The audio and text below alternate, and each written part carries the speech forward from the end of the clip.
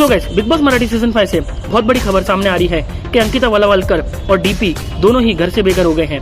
Guys, आपको बता दें ग्रैंड फिनाले शुरू है जिसमें जानवी के लेकर पहले ही बाहर हो गई थी, फिर बारी आती है अंकिता की। और होता कुछ ऐसा है कि सभी कंटेस्टेंट को एक्टिविटी एरिया में बुलाते हैं जहाँ पर सबके हाथ में एक एनवेलप होता है, जिसमें फिर अंकिता को सबसे कम वोट मिलने के कारण अंकिता घर से बेघर हो जाती है।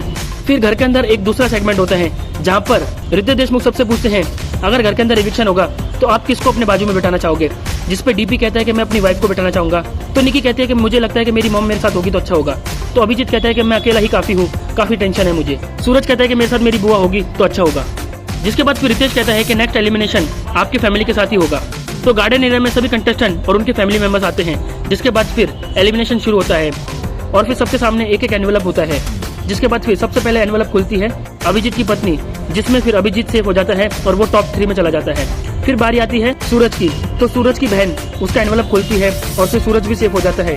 और लास्ट में फिर निकी की मदर और डीपी की वाइफ दोनों साथ में एनवेलप खोलते हैं, तो निकी सेफ हो जाती है और वो टॉप 3 में चले जाती है और डीपी घर से बेघर हो जाता है। जिसके बाद फिर डीपी को स्टेज पर बुलाया जाता है, 1 लाख रुपए का चेक देकर उसको कंटेस्टेंट के साथ बैठा दिया जाता है। सो गाइस, ये थी खबर बिग बॉस मराठी सीजन 5 को लेकर।